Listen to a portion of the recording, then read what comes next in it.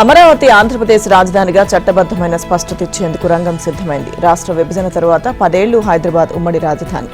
ఆ తర్వాత తెలంగాణకు హైదరాబాద్ రాజధానిగా కొనసాగుతుంది. ఆంధ్రప్రదేశ్ రాజధాని అమరావతి అనే సమాధానం పార్లమెంటు వేదికగా వినిపించనుంది. 2024 జూన్ 2వ తేదీ నుంచే ఏపీ రాజధానిగా అమరావతిని గుర్తించేలా ఆంధ్రప్రదేశ్ పునర్వ్యవస్థీకరణ బిల్లు 2026ను బుధవారం లోక్సభలో ప్రవేశపెట్టనున్నారు. పార్లమెంటరీ వ్యవహారాల శాఖ మంగళవారం రూపొందించిన లోక్సభ బిజినెస్ జాబితాలో ఈ బిల్లును చేర్చింది. ఇవాళ లోక్సభలో ప్రశ్నోత్తరాల అనంతరం కేంద్ర హోంమంత్రి అమిత్ షా లేదా హోంశాఖ సహాయ మంత్రి నిత్యానంద్ రాయ్ ఈ బిల్లును ప్రవేశపెడతారు. ఇవాళే లోక్సభలో బిల్లు ఆమోదం పొందే అవకాశం ఉంది. ఆ తర్వాత గురువారం రాజ్యసభలోనూ బిల్లు ప్రవేశపెట్టి ఆమోదం పొందుతారు. ఇక ఆపై రాష్ట్రపతి ఆమోదంతో ఆంధ్రప్రదేశ్ రాజధానిగా అమరావతికి చట్టబద్దమైన రక్షణ కల్పిస్తూ నోటిఫికేషన్ వెలువడనుంది. లోక్సభలో అమరావతి బిల్లుపై కేంద్ర మంత్రి పెమ్మసాని చంద్రశేఖర్, లోక్సభలో టీడీపీ పక్ష నేత లావు శ్రీకృష్ణదేవరాయలు, ఎంపీ కలిశెట్టి అప్పలనాయుడు మాట్లాడనున్నారు. బీజేపీ తరపున దగ్గుబాటి పురంధేశ్వరి, జనసేన ఎంపీ తంగెళ్ల ఉదయ్ శ్రీనివాస్ మాట్లాడే అవకాశాలున్నాయి. పార్లమెంట్లో సవరణ బిల్లును ప్రవేశపెట్టనున్నట్లు తెలియగానే కేంద్ర మంత్రి రామ్మోహన్ నాయుడు, ఎంపీలు లావు శ్రీకృష్ణదేవరాయలు, కలిశెట్టి అప్పలనాయుడు, పార్లమెంటరీ వ్యవహారాల మంత్రి కిరణ్ రిజిజు, లోక్సభ స్పీకర్ ఓం బిర్లాను కలిసి ధన్యవాదాలు తెలిపారు. ఏపీలో 1,00,000కు పైగా చేనేత కుటుంబాలకు కూటమి ప్రభుత్వం ఇవాల్టి నుంచే ఉచిత విద్యుత్ అందించనుంది. ఎన్నికల హామీలో భాగంగా ప్రతి చేనేత కుటుంబానికి నెలకు 200 యూనిట్లు, మరమగ్గాలకైతే 500 యూనిట్ల చొప్పున ఉచితంగా అందచేయనుంది. నేత పనిలో కరెంటు వినియోగం కీలకంగా మారడంతో నేతన్నలకు గణనీయమైన ఉపశమనం లభించనుంది. చంద్రబాబు ప్రభుత్వం అందిస్తున్న ఈ ఉచిత విద్యుత్ ద్వారా ప్రతి చేనేత కార్మికుడికి ఏటా 8,640, మరమగ్గాలకు 21,600 ఆదా అవుతాయి. రాష్ట్ర వ్యాప్తంగా 1.4 లక్షల చేనేత కుటుంబాలకు ఉచితంగా అందించడం వల్ల 150 కోట్లు ఖర్చవుతాయని ఏపీ బీసీ సంక్షేమం, చేనేత, జౌళి శాఖల మంత్రి సవిత అన్నారు. శ్రీ సత్యసాయి జిల్లా పెనుగొండలో పర్యటించిన మంత్రి రాష్ట్ర వ్యాప్తంగా చేనేత క్లస్టర్లు, మినీ క్లస్టర్లు ఏర్పాటు చేస్తామని తెలిపారు. ధర్మవరంలో 38.30 కోట్లతో హ్యాండ్లూమ్ క్లస్టర్, పిఠాపురంలో 12 కోట్లు, మంగళగిరిలో 22.35 కోట్లతో ప్రత్యేక హ్యాండ్లూమ్ ప్రాజెక్టులు ఏర్పాటు చేస్తున్నామన్నారు. సహకార సంఘాలకు థ్రిఫ్ట్ ఫండ్ కేటాయింపు, అలాగే ఆధునిక నేత యంత్రాల కొనుగోలుకు 90% సబ్సిడీ, ముడి సరుకుపై రాయితీ వంటివి అమలు చేస్తున్నామని మంత్రి తెలిపారు. అమెజాన్, ఫ్లిప్కార్ట్ వంటి ఈ-కామర్స్ వేదికల ద్వారా నేరుగా విక్రయాలకు అవకాశం కల్పిస్తున్నాం. త్వరలోనే నేతన్న భరోసా పథకానికి శ్రీకారం చుట్టనున్నామని సవిత తెలిపారు. సీతారాముల కళ్యాణోత్సవానికి ముఖ్యమంత్రి చంద్రబాబు నాయుడు, భువనేశ్వరి దంపతులు హాజరై రాష్ట్ర ప్రభుత్వం తరపున ముత్యాల తలంబ్రాలు, పట్టు వస్త్రాలు సమర్పించనున్నారు. ముఖ్యమంత్రి పర్యటన వివరాలను ఆయన ప్రత్యేక కార్యదర్శి ఆర్ కృష్ణ కపర్ధి ఒక ప్రకటనలో తెలిపారు. సీఎం ఇవాళ సాయంత్రం నెల్లూరు నుంచి ఒంటిమిట్ట కోదండరామస్వామి ఆలయ ప్రాంగణ సమీపంలో ఏర్పాటు చేసిన హెలీప్యాడ్కు హెలికాప్టర్లు చేరుకుంటారు. 4:30 గంటలకు కోదండరామ ఆలయానికి వస్తారు. ఇక 4:30 గంటలకు ఒంటిమిట్టలోని టీటీడీ గెస్ట్ హౌస్ కు చేరుకుని 6:05 వరకు విశ్రాంతి తీసుకుంటారు. ఇక ఆ తర్వాత 6:30 కోదండరామాలయం చేరుకుని పట్టు వస్త్రాలు సమర్పిస్తారు. 6:35 కోదండరాముని కళ్యాణోత్సవానికి హాజరై 8:30 వరకు తిలకిస్తారు. అనంతరం టీటీడీ గెస్ట్ హౌస్ కు చేరుకుని బస చేస్తారు. 2వ తేదీ గురువారం ఉదయం 8:40 ఒంటిమిట్ట నుంచి హైదరాబాద్ కు హెలికాప్టర్లో బయలుదేరి వెళ్తారు. ఒంటిమిట్ట కోదండరాముడి కళ్యాణోత్సవం నేటి రాత్రి పండు వెన్నెలలో జరగనుంది. ఈ కళ్యాణోత్సవం కోసం 2 నెలలుగా తిరుమల తిరుపతి దేవస్థానం ఏర్పాట్లు చేస్తుంది. బుధవారం రాత్రి జరిగే కళ్యాణోత్సవాన్ని లక్షలాది మంది భక్తులు వీక్షించడానికి అనువుగా ఆ ప్రాంగణాన్ని సర్వాంగ సుందరంగా తీర్చిదిద్దారు. ఎస్పీ నచికేత్ విశ్వనాథ్ నేతృత్వంలో సుమారు 5,000 మంది పోలీసులు బందోబస్తు నిర్వహిస్తున్నారు. డ్రోన్ కెమెరాలు, సీసీ కెమెరాల నిఘాలో కళ్యాణ వేదిక వద్ద 60,000 మంది సౌకర్యవంతంగా కళ్యాణాన్ని వీక్షించేలా ఏర్పాటు చేశారు. కళ్యాణోత్సవానికి సంబంధించిన ఏర్పాట్లపై కలెక్టర్ శ్రీధర్ చెర్కూరి మంగళవారం రాత్రి అధికారులతో సమీక్షించారు. 1,00,000 మందికి పైబడి అన్నప్రసాదాలు, శ్రీవారి లడ్డూ ప్రసాదాలు, పానకం, మజ్జిగ, మంచినీరు పంపిణీ చేయడానికి, ముత్యాల తలంబ్రాలను అక్కడికక్కడే అందజేయడానికి ఏర్పాట్లు చేశారు. కళ్యాణం ప్రాంగణంలో అన్ని గ్యాలరీల్లో కూలర్లు, చలువ పందిళ్లు, నీటి పిచికారీ యంత్రాలు ఏర్పాటు చేశారు. కళ్యాణ వీక్షణకు 21 ఎల్ఈడీ స్క్రీన్లను ఏర్పాటు చేశారు. 12 టన్నుల పుష్పాలతో కళ్యాణ మండపాన్ని అలంకరిస్తున్నారు. 13 వైద్య శిబిరాలు, 250 మంది పారామెడికల్ సిబ్బంది, 35 మంది వైద్య నిపుణులను, 8 అంబులెన్స్లు, ప్రత్యేక అగ్నిమాపక సిబ్బంది విధులు నిర్వహిస్తున్నారు. 250 మరుగుదొడ్లు, ప్రాంగణం పారిశుధ్యానికి 3,268 పారిశుధ్య కార్మికులను ఏర్పాటు చేశారు. ప్రత్యేకంగా 2,500 మంది శ్రీవారి సేవకులు కళ్యాణ ప్రాంగణంలో సేవలు నిర్వహించనున్నారు. పరిపాలనలో లోపాలకు తావు లేకుండా అధికారుల పనితీరును ఖచ్చితంగా అంచనా వేసి అవసరమైతే కఠిన చర్యలు తీసుకుంటామని ఏపీ సీఎం చంద్రబాబు చెప్పారు. ఇకపై ఉన్నతాధికారుల నుంచి క్షేత్రస్థాయి సిబ్బంది వరకు అందరి పనితీరును నిరంతరం సమీక్షించి ఫలితాలను నేరుగా ప్రజలకే తెలియజేస్తానన్నారు.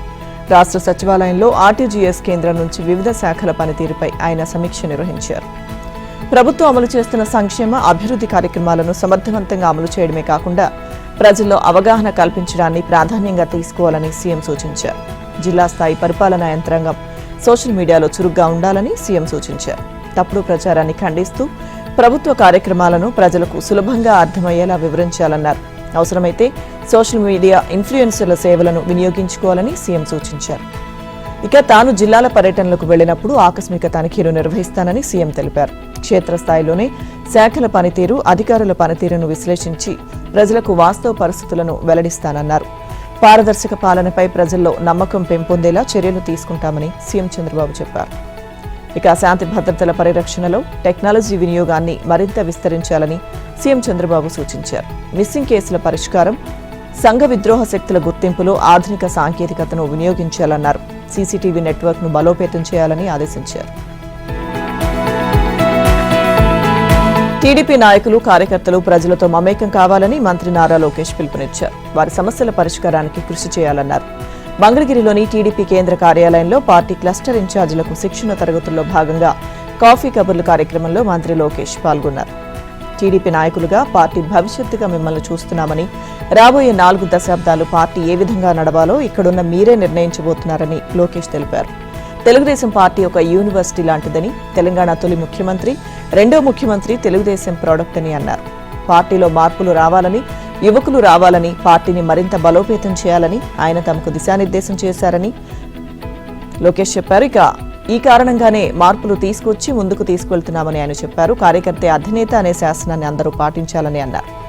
జగన్ రెడ్డి క్రెడిట్ చోరీ డిజార్డ్ వ్యాధితో బాధపడుతున్నారని, అనకాపల్లిలో ఆర్సిల్లార్ మిట్టల్ స్టీల్ ప్లాంట్, విశాఖలో డేటా సెంటర్, అనంతపురంలో కియా కార్ల పరిశ్రమ, భోగాపురం విమానాశ్రయం, బల్క్ డ్రగ్ పార్క్ వంటి పరిశ్రమలు తానే తెచ్చానంటూ క్రెడిట్ చోరీకి పాల్పడుతున్నారని విమర్శించారు.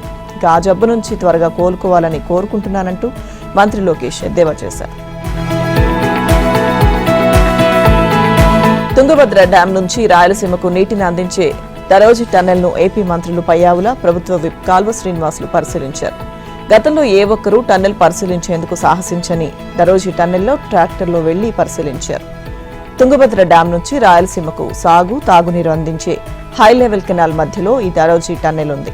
దశాబ్దాలుగా టన్నెల్లో షీల్డ్ బండరాలు పేరుకుపోవడంతో నీటి ప్రవాహానికి అంతరాయం ఏర్పడుతుంది. ఈ విషయంపై మంత్రి పయ్యావుల కేశవ్ సమీక్ష జరిపారు. నీటి ప్రవాహానికి టన్నెల్లో అడ్డంగా ఉన్న మట్టితో పాటు రాళ్లను తొలగించాలని అధికారులను ఆదేశించారు. సుమారు 802 మీటర్లకు పైగా పొడవున్న టన్నెల్లో ట్రాక్టర్ల పైకి ఎక్కి పయ్యావుల, కాల్వ శ్రీనివాస్ వెళ్లారు. లోపల జరిగిన పనుల పురోగతిని స్వయంగా తెలుసుకున్నారు. తుంగభద్ర ప్రాజెక్ట్ హై లెవెల్ కెనాల్లో 37.7 కిలోమీటర్ నుంచి 38.502 వరకు ఉన్న 802 మీటర్ల పొడవైన దరోజి టన్నెల్లో అతి కష్టంపై పర్యటించారు. TB board SE Narayana Nayak కు పనుల పురోగతిపై కీలక ఆదేశాలిచ్చారు. దశాబ్దాలుగా ఎవరూ అటువైపు కన్నెత్తి చూడని పరిస్థితి నెలకొన్న తరుణంలో మంత్రి స్వయంగా టన్నెల్లోకి దిగి పనులు పరిశీలించడం నీటిపారుదల శాఖ అధికారులను పరుగులు పెట్టించింది. కొంతమంది వైసీపీ నాయకులు అమరావతిపై రెచ్చగొట్టే వ్యాఖ్యలు చేస్తుంటే కృష్ణా, గుంటూరు జిల్లాల వైసీపీ నేతలు ఎందుకు నోరు మెదపడం లేదని ఏపీ ఎక్సైజ్ అండ్ మైనింగ్ శాఖ మంత్రి కొల్లు రవీంద్ర ప్రశ్నించారు. గుంటూరు జిల్లా తెనాలి వ్యవసాయ మార్కెట్ యార్డులో ఆలపాటి శివరామకృష్ణయ్య మెమోరియల్ ఒంగోలు జాతీయ స్థాయి ఎడ్ల బల ప్రదర్శన పోటీలకు ఆయన ముఖ్య అతిథిగా హాజరయ్యారు. ఈ సందర్భంగా జరిగిన సభలో మంత్రి కొల్లు రవీంద్ర మాట్లాడుతూ అమరావతిని ఎవరూ టచ్ చేయకుండా పార్లమెంట్లో బిల్లు రాబోతోందని అన్నారు. కొంతమంది వైసీపీ నాయకులు అమరావతిపై రెచ్చగొట్టే వ్యాఖ్యలు చేస్తున్నారని ఆయన విమర్శించారు. జగన్ 3 రాజధానుల పేరిట జగన్ నాటకం ఆడితే కృష్ణా, గుంటూరు జిల్లా వైసీపీ నాయకులు పదవుల కోసం నోరు మూసుకుని కూర్చున్నారని మండిపడ్డారు. అమరావతిపై నోరు మెదపని కృష్ణా, గుంటూరు జిల్లా వైసీపీ నాయకులను ప్రజలు గమనిస్తున్నారని, దీన్ని అందరూ గుర్తుపెట్టుకోవాలని తెలిపారు. ఎమ్మెల్సీ ఆలపాటి రాజేంద్ర ప్రసాద్, ఎమ్మెల్యే నక్క ఆనంద్ బాబు రైతాంగాన్ని ప్రోత్సహిస్తూ పెద్ద ఎత్తున అంగరంగ వైభవంగా ఎడ్ల పోటీలు నిర్వహిస్తున్నారని అభినందించారు. మంగళవారం రాత్రి జరిగిన 3వ రోజు పోటీలకు హాజరైన మంత్రి విజేతలకు బహుమతులు అందజేశారు. వాహనాలకు ఎల్పీజీ గ్యాస్ సరఫరాలో ఏర్పడిన సంక్షోభాన్ని నివారించేందుకు గాను సరఫరాను పెంచాలని కేంద్ర పెట్రోలియం సహజవాయు శాఖ మంత్రి హర్దీప్ సింగ్ పూరికి మంత్రి ఉత్తమ్ కుమార్ రెడ్డి లేఖ రాశారు. గ్యాస్ కొరత కారణంగా రాష్ట్రంలో ఆటో రంగంపై తీవ్ర ప్రభావం పడిందని తెలిపారు. రాష్ట్రంలో సుమారు 1,00,000 ఎల్పీజీ ఆటో రిక్షాలు తిరుగుతుండగా ఆటో ఎల్పీజీ గ్యాస్ ను ప్రభుత్వ, ప్రైవేట్ ఆపరేటర్లు వేర్వేరుగా అందిస్తున్నాయి.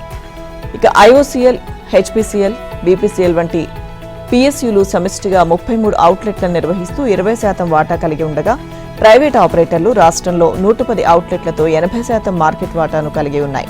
ఈ వివరాలన్నీ మంత్రి తన లేఖలో వివరించారు. ప్రస్తుతం నెలకొన్న సరఫరా పరిమితుల కారణంగా రోజుకు సుమారు 55 మెట్రిక్ టన్నుల ఆటో ఎల్పీజీ కొరత ఏర్పడిందని అన్నారు. ప్రస్తుతం ప్రభుత్వ రంగ సంస్థల నుంచి సరఫరాకు అంతరాయం ఏర్పడడంతో వాటి అవుట్లెట్లన్నింటిలో కార్యకలాపాలకు ఇబ్బందులు తలెత్తాయని, వీటన్నింటినీ పరిగణలోకి తీసుకుని ప్రభుత్వ రంగ సంస్థల అవుట్లెట్లలో ఆటో ఎల్పీజీ లభ్యతను పెంచాలని కోరారు. కొరతను ఆసరాగా చేసుకుని ఎక్కువ ధరకు విక్రయించే అవకాశం ఉందని కేంద్ర మంత్రికి ఉత్తమ్ కుమార్ రెడ్డి లేఖలో వివరించారు. ప్రజా రవాణా, ఆటో డ్రైవర్ల జీవనోపాధిని దృష్టిలో ఉంచుకుని తగిన చర్యలు తీసుకోవాలని కోరారు. ప్లాస్టిక్ రహిత మున్సిపాలిటీగా తీర్చిదిద్ది అభివృద్ధి లక్ష్యంగా ప్రతి ఒక్క కౌన్సిలర్ పనిచేయాలని తెలంగాణ రాష్ట్ర ఎక్సైజ్ శాఖ మంత్రి జూపల్లి కృష్ణారావు పిలుపునిచ్చారు. నాగర్ కర్నూలు జిల్లా కొల్లాపూర్ మున్సిపల్ బడ్జెట్ ప్రత్యేక సమావేశం నిర్వహించారు. దీనికి ముఖ్య అతిథిగా మంత్రి జూపల్లి కృష్ణారావు పాల్గొన్నారు. డ్రైనేజ్, వీధి లైట్లు, సీసీ రోడ్లు, తాగునీటి సమస్య లేకుండా చూడాలని మున్సిపాలిటీ సిబ్బందికి మంత్రి సూచించారు. అనుమతులు లేకుండా వెంచర్లు వేస్తే కఠిన చర్యలు తీసుకోవాలన్నారు. తీర్మానాలు లేకుండా డబ్బులు ఖర్చు పెట్టడం ఏంటని కమిషనర్పై ఆయన సీరియస్ అయ్యారు. ఖచ్చితంగా తీర్మానాలు చేసి పనులు చేయాలని ఆయన అన్నారు.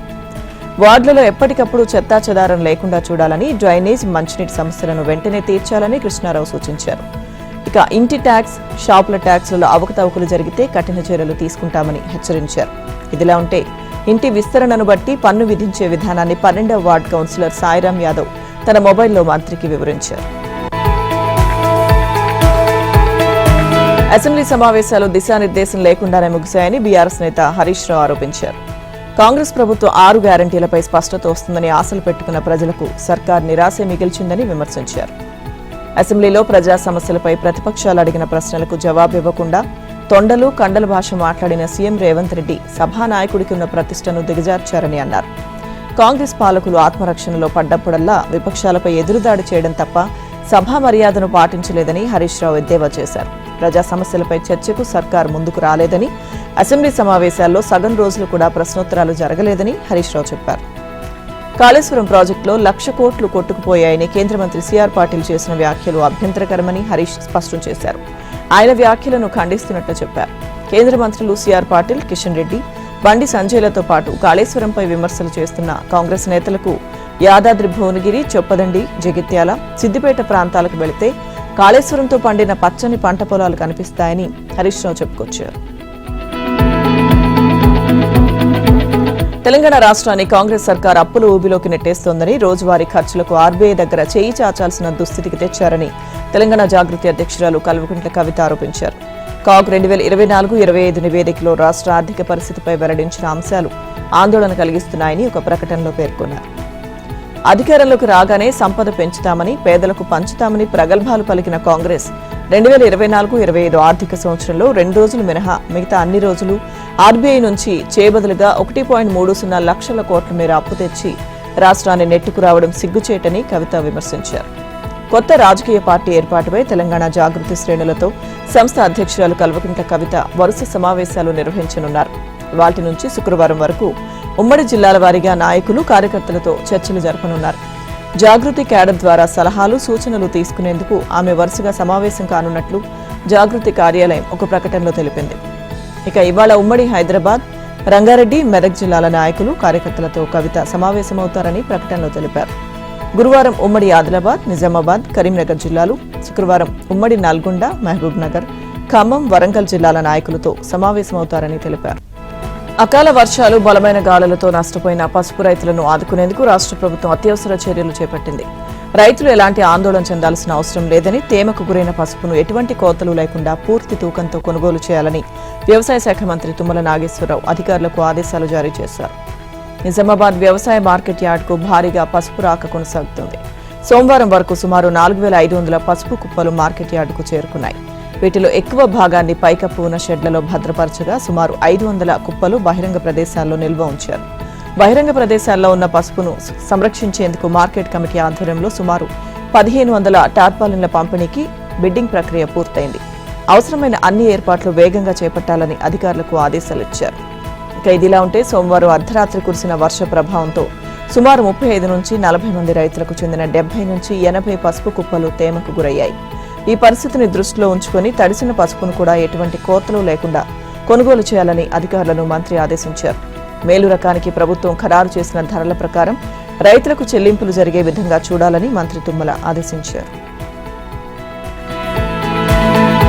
సంగారెడ్డి జిల్లా పటాన్చెరు నియోజకవర్గంలో కాంగ్రెస్ బీఆర్ఎస్ నేతల మధ్య సవాళ్లు ప్రతి సవాళ్ల పర్వం కొనసాగుతోంది. ఇరు పార్టీల ముఖ్య నేతలు ఆరోపణలు ప్రత్యారోపణలతో నియోజకవర్గంలో పొలిటికల్ హీట్ పెరిగింది. దేశంలోనే అత్యంత అవినీతిపరుడైన ఎమ్మెల్యే గూడెం మహిపాల్ రెడ్డి అంటూ పటాన్చెరు కాంగ్రెస్ పార్టీ నియోజకవర్గ ఇన్ఛార్జ్ కాటా శ్రీనివాస్ గౌడ్ ఆరోపించారు. అక్రమ మైనింగ్, భూ కబ్జాలతో 100 కోట్లు సంపాదించారంటూ సంచలన ఆరోపణలు చేశారు. తాను చేసిన ఆరోపణలు అవాస్తవమని నిరూపిస్తే ముక్కు నేలకు రాస్తానంటూ కాటా సవాల్ విసిరారు. బీఆర్ఎస్ నేతలు వస్తే అక్రమాలను నిరూపించేందుకు తాను సిద్ధంగా ఉన్నట్లు ప్రకటించారు. కాటా శ్రీనివాస్ గౌడ్ ఆరోపణలపై పటాన్చెరు ఎమ్మెల్యే గూడెం మహిపాల్ రెడ్డి కౌంటర్ ఇచ్చారు. తాను గజం భూమి కబ్జా చేసినట్లు నిరూపిస్తే ఏ శిక్షకైనా సిద్ధమని గూడెం ప్రతి సవాల్ విసిరారు. మంత్రి కూతురి పెళ్లి పేరుతో పెద్ద ఎత్తున నియోజకవర్గంలో డబ్బు వసూళ్లకు కాటా పాల్పడ్డారని ఎమ్మెల్యే రివర్స్ కౌంటర్ ఇచ్చారు. నిరాధార ఆరోపణలు చేస్తే తాను చూస్తూ ఊరుకోబోనని హెచ్చరించారు. ఇరువురు నేతల సవాళ్లతో పటాన్చెరు నియోజకవర్గంలో రాజకీయాలు వేడెక్కాయి. జోగులాంబ గద్వాల జిల్లా ఆర్టీఓ కార్యాలయంలో అక్రమాలు వెలుగులోకి వచ్చాయి. జిల్లా ట్రాన్స్పోర్ట్ కార్యాలయంలో అవినీతి మరో స్థాయికి చేరుకుంది. ఒక వ్యక్తికి చెందిన ద్విచక్ర వాహనాన్ని ఆయన ప్రమేయం లేకుండానే వేరొకరి ఫోటోతో రిజిస్ట్రేషన్ చేసిన ఘటన వెలుగులోకి వచ్చింది. పైసలిస్తే ఏ పనైనా సాధ్యమని అధికారులు వ్యవహరిస్తున్నారనే ఆరోపణలు వినిపిస్తున్నాయి. మార్చి 1, 2025లో కృష్ణ అనే వ్యక్తి 20,000 రూపాయల అడ్వాన్స్ ఇచ్చి స్కూటీ తీసుకోవాలనుకున్నాడు. అయితే ధర విషయంలో మార్పు రావడంతో స్కూటీ అక్కడే వదిలేసి తను చెల్లించిన డబ్బులు తిరిగి ఇవ్వాలంటూ షోరూం చుట్టూ తిరిగాడు. షోరూం సిబ్బంది ఎలాంటి సమాధానం ఇవ్వకపోవడంతో వదులుకున్నాడు. అయితే మార్చి 18వ తేదీన ట్రాఫిక్ ఈ చలాన్లో ఫైన్ పడినట్టుగా మెసేజ్ రావడంతో అవాక్కయ్యాడు. ఈ విషయం తెలిసిన ద్విచక్ర వాహన యజమాని జిల్లా కలెక్టర్కు ఫిర్యాదు చేశాడు. తన అడ్రస్ పేరుతో వేరొకరి ఫోటోతో జత కలిపి రిజిస్ట్రేషన్ జరిగిందని ఆయన ఆరోపించారు.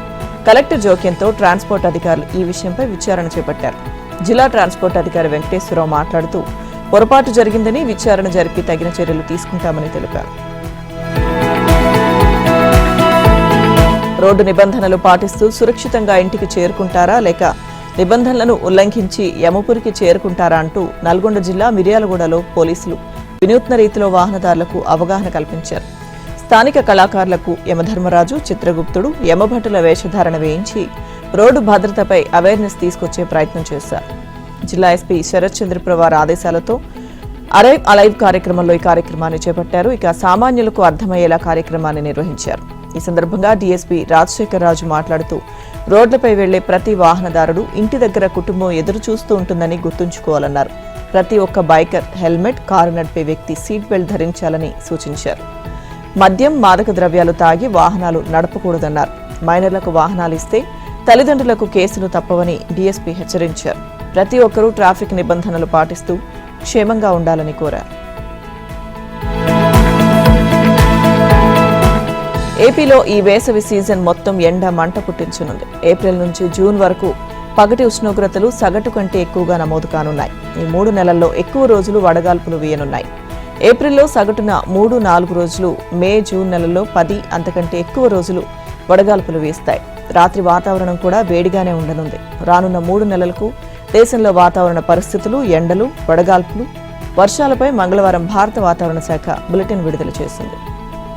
వచ్చే 3 నెలలు రాష్ట్రం నిప్పుల కొలిమిలా మారే అవకాశం ఉంది. ఏపీతో పాటు ఒడిశా, తెలంగాణలో కొంత భాగం, పశ్చిమ బెంగాల్, బీహార్, యూపీ, ఈశాన్య రాష్ట్రాల్లో పగటి ఉష్ణోగ్రతలు అధికంగా నమోదు కానున్నాయి.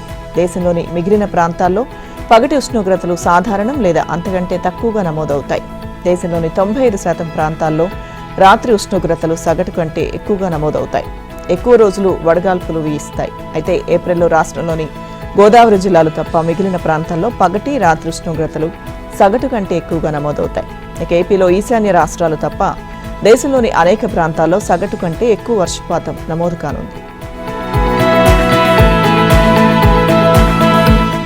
ఇరాన్ యుద్ధాన్ని ఆసరాగా చేసుకుని ప్రతిపక్ష పార్టీలు రాజకీయ రాబందులుగా ప్రవర్తిస్తున్నాయని, గందరగోళాన్ని రెచ్చగొట్టడానికి కుట్ర పన్నుతున్నాయని ప్రధాని నరేంద్ర మోదీ అన్నారు. గుజరాత్ వావ్దరత్లో జరిగిన ఒక కార్యక్రమంలో ఆయన విపక్షాలపై విమర్శలు చేశారు. డీజిల్, పెట్రోల్, గ్యాస్ సంక్షోభాలను ప్రస్తావిస్తూ ప్రపంచం మొత్తం ఇబ్బందులు పడుతున్న తరుణంలో భారత్ స్థిరత్వాన్ని కొనసాగించిందని అన్నారు. కష్ట సమయాల్లో కలిసికట్టుగా నిలబడాలని పిలుపునిచ్చారు. జాతీయ ఐక్యత కన్నా రాజకీయ బతుకు తెరువు కోసం రాజకీయాలు చేయడంలో కాంగ్రెస్ ముందుందని, దేశాన్ని విభజించాలని కాంగ్రెస్ నాయకులు ప్రయత్నిస్తున్నారంటూ ఆరోపించారు. ప్రజల విశ్వాసాన్ని దెబ్బతీయడానికి ప్రతిపక్షాలు చురుకుగా పనిచేస్తున్నాయని మండిపడ్డారు. దేశంలో కాంగ్రెస్ భయాన్ని, పుకార్లను సృష్టిస్తోందని అన్నారు. అధికారం కోల్పోవడం వల్లే ప్రతిపక్షాలు ఇలా చేస్తున్నాయని, ఢిల్లీలో ఏఐ సమ్మిట్ సభ్యులు నిరాశతో తమ బట్టలు తామే చించుకుంటున్నారని కాంగ్రెస్ ను ఉద్దేశిస్తూ విమర్శలు చేశారు. గల్ఫ్ దేశాల్లోని అమెరికా స్థావరాలపై ప్రతీకార దాడులు చేస్తున్న ఇరాన్ దిగ్గజ టెక్ కంపెనీలను లక్ష్యంగా చేసుకుంటామని వార్నింగ్ ఇస్తుంది. ఈ క్రమంలో యాపిల్, మైక్రోసాఫ్ట్, ఇంటెల్, ఐబీఎం తదితర అమెరికా కంపెనీలకు చెందిన యూనిట్లపై ఏప్రిల్ 1 నుంచి తాము దాడులు చేసే అవకాశం ఉందని Islamic Revolutionary Guard Corps IRGC హెచ్చరించింది. సంక్షోభాన్ని ముగించేందుకు దౌత్య ప్రయత్నాలు చేస్తున్నామని అమెరికా అధ్యక్షుడు డొనాల్డ్ ట్రంప్ చెబుతున్న వేళ ఇరాన్ నుంచి ఈ ప్రకటన రావడం ఆందోళన కలిగిస్తుంది. ఆయా కంపెనీల్లో పనిచేసే ఉద్యోగులు ప్రాణాలు కాపాడుకోవాలంటే తక్షణమే వెళ్లిపోవాలని ఐఆర్జీసీ సూచించింది. అంతేకాకుండా ఆయా కంపెనీలకు కిలోమీటర్ పరిధిలో ఉండే స్థానిక నివాసితులు కూడా సురక్షిత ప్రాంతాలకు తరలి వెళ్లాలని పేర్కొంది. దాడుల లక్ష్యాలను గుర్తించడంలో అమెరికన్ ఏఐ కంపెనీలే ప్రధాన పాత్ర పోషిస్తున్నాయని, అందుకే ఇకపై ఈ సంస్థలే తమ లక్ష్యాలని ఐఆర్జీసీ పేర్కొంది. ఇక కంపెనీల జాబితాలో Apple, Meta, Google, Microsoft, Intel, IBM, Dell, Tesla, Boeing, HP, JP Morgan తదితర పేర్లు ఉన్నట్టు తెలుస్తోంది. చమురు రవాణాకు కీలకమైన హార్మజ్లో టోల్ వసూలుకు ఇరాన్ పార్లమెంట్ సెక్యూరిటీ కమిటీ ఆమోదముద్ర వేసింది. దీంతో అధికారికంగా ఇరాన్ ఆ జలసంధి గుండా ప్రయాణించే నౌకలపై ఇక నుంచి టోల్ వసూలు చేయనున్నట్లు తెలుస్తోంది. ఈ మేరకు హార్మజ్ మేనేజ్మెంట్ ప్లాన్ కు గ్రీన్ సిగ్నల్ ఇచ్చినట్లు సమాచారం. దీంతో ఒక్కో చమురు ట్యాంకర్పై గరిష్టంగా దాదాపు 18 కోట్ల మేర వసూలు చేయనున్నట్లు ప్రచారం జరుగుతోంది. అయితే ఎంత మేర టోల్ రుసుం వసూలు చేస్తారనే దానిపై మాత్రం స్పష్టమైన సమాచారం లేదు. హార్ముజ్పై ఇరాన్ సార్వభౌమాధికారాన్ని పెంచడమే లక్ష్యంగా ఈ చర్యలు తీసుకున్నట్లు ఐఆర్ఐబీ తెలిపింది. ఇందులో జలమార్గాన్ని పరిరక్షించే భద్రతా ఏర్పాట్లు, సముద్రయాన భద్రతను నిర్ధారించే చర్యలు, ఆర్థిక నిబంధనలు, అమెరికా, ఇజ్రాయెల్కు చెందిన నౌకల రాకపోకలపై నిషేధం వంటివి ఉన్నాయని పేర్కొంది. ఐఆర్జీసీ నిర్దేశించిన టోల్ సిస్టమ్ నిబంధనలు పూర్తి చేసి ఇప్పటి వరకు 26 నౌకలు హార్ముజ్ను దాటినట్లు పేర్కొంది. ఇందుకోసం ఆయా నౌకలు సంబంధిత పత్రాలు సమర్పించి క్లియరెన్స్ కోడ్లు పొందినట్లు తెలిపింది. ఇక హార్ముజ్పై ఇరాన్ తీసుకున్న నిర్ణయాన్ని అమెరికా తీవ్రంగా ఖండించింది. జలసంధిపై టెహ్రాన్ నియంత్రణను ప్రపంచ దేశాలు అంగీకరించబోవని అమెరికా విదేశాంగ కార్యదర్శి మార్కో రూబియో అన్నారు. ఇప్పుడు దేశాలు ఇతర దేశాలనే కాకుండా అంతర్జాతీయ జలమార్గాలను కూడా స్వాధీనం చేసుకుని తమవిగా చెప్పుకోవచ్చనే కొత్త విధానం వచ్చిందంటూ వ్యంగ్యాస్త్రాలు విసిరారు. మరోవైపు జలసంధిలో నౌకలపై టోల్ విధించడాన్ని G7 దేశాలు తప్పుబట్టాయి. నౌకాయాన స్వేచ్ఛను పునరుద్ధరించాల్సిన అవసరం ఉందని అన్నాయి. దేశవ్యాప్తంగా సిమెంట్ ధరలు ఇవాళ్టి నుంచి భారీగా పెరగనున్నాయి. సిమెంట్ కంపెనీలు బస్తాపై గణనీయమైన ధరలను పెంచుతున్నట్లు ఇప్పటికే డీలర్లకు సమాచారం అందించాయి. ఈ పెరిగిన ధరలు తక్షణమే అమల్లోకి రానున్నాయి. సిమెంట్ బస్తా 50 కేజీల ధరపై 30 నుంచి 50 రూపాయల వరకు పెరగనుంది. దీంతో ప్రముఖ కంపెనీల సిమెంట్ బస్తా ధర మార్కెట్లో సుమారు 360కి చేరనుంది. రవాణా ఖర్చులు పెరగడం, ముడి సరుకుల ధరల పెంపు వంటి కారణాల వల్ల కంపెనీలు ఈ నిర్ణయం తీసుకున్నట్లు తెలుస్తోంది. ధరల పెంపు నేపథ్యంలో సిమెంట్ కంపెనీలు మార్చి 31 కొత్త బుకింగ్లను పూర్తిగా నిలిపివేశాయి. పాత ధరలపై మార్చి 30 వరకు మాత్రమే ఆర్డర్లు తీసుకున్నాయి. ఇవాళ ఎవరైనా సిమెంట్ కొనుగోలు చేయాలన్నా లేదా బుక్ చేయాలన్నా కంపెనీలు నిరాకరిస్తున్నాయి. ఇవాళ్టి నుంచి పెరిగిన కొత్త ధరలతోనే బుకింగ్స్ ప్రారంభం కానున్నాయి. కేవలం సిమెంట్ ధరలే కాకుండా ఇటీవల ఇటుకలు, ఇసుక, కూలీల రేట్లు కూడా పెరుగుతూ వస్తున్నాయి. ఇప్పుడు సిమెంట్ ధర కూడా బస్తాకు 50 రూపాయల వరకు పెరగడం వల్ల ఒక సాధారణ ఇంటి నిర్మాణ వ్యయం వేలల్లో పెరిగే అవకాశం ఉంది. ఇప్పటికే నిర్మాణంలో ఉన్నవారు, కొత్తగా నిర్మాణాలు చేపట్టేవారు పెరిగిన ధరల భారాన్ని మోయాల్సిందే.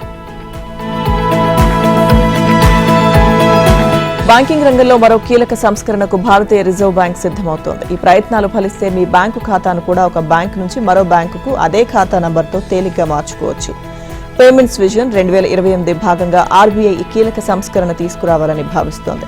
ఇది సాకారమైతే ఖాతాదారులు తమ మొబైల్లో సిమ్ కార్డు మార్చినంత సులభంగా తమ బ్యాంకు ఖాతాను ఒక బ్యాంకు నుంచి మరో బ్యాంకుకు మార్చుకోవచ్చు. కొత్త బ్యాంకుకు ఖాతాను పోర్టబిలిటీ చేసుకున్నా మీ ఖాతాకు రావాల్సిన చెల్లింపులు, ఈఎంఐలు, సిప్లు, బిల్ పేమెంట్లు కొత్తగా మారిన బ్యాంకు ద్వారాను యథాతథంగా పూర్తి చేయవచ్చు. దీనివల్ల బ్యాంకింగ్ రంగంలో ఖాతాదారుల సేవలు మరింత మెరుగుపడడంతో పాటు బ్యాంకుల మధ్య పోటీ పెరుగుతుందని భావిస్తున్నారు. ఐపీఎల్ 2026లో పంజాబ్ కింగ్స్ శుభారంభం చేసింది. గుజరాత్ టైటాన్స్ తో జరిగిన మ్యాచ్లో 3 వికెట్ల తేడాతో గెలిచింది. తొలుత గుజరాత్ 20 ఓవర్లలో 6 వికెట్లు కోల్పోయి 162 స్కోర్ చేసింది. ఈ లక్ష్యాన్ని పంజాబ్ 19.1 ఓవర్లలో 7 వికెట్లను కోల్పోయి ఛేదించింది. కూపర్ కానిలీ తన తొలి ఐపీఎల్ మ్యాచ్లోని హాఫ్ సెంచరీ 72 పరుగులు సాధించిన విశేషంగా ప్రభ్ సిమ్రన్ సింగ్ 24 బంతుల్లో 1 4, 4 సిక్స్ల సాయంతో 37 పరుగులు, శ్రేయస్ అయ్యర్ 11 బంతుల్లో 18 పరుగులు చేశారు. జేవియర్ బాట్లెట్ 11 రన్స్తో నాట్అవుట్ గా నిలిచాడు. గుజరాత్ టైటాన్స్ బౌలర్స్ లో ప్రసిద్ధ్ కృష్ణ 3, కగిసో రబాడా, అశోక్ శర్మ, రషీద్ ఖాన్, వాషింగ్టన్ సుందర్ తలో వికెట్ను తీసుకున్నారు. ఇక అంతకుముందు గుజరాత్ టైటాన్స్ ఇన్నింగ్స్ లో captain Shubman Gill 39, Jos Buttler 38, Glenn Phillips 25 పరుగులు చేశారు. పంజాబ్ బౌలర్లలో విజయ్ కుమార్ వైశాఖ్ 3, యజ్వేంద్ర చాహల్ 2, ఆన్సన్ 1 వికెట్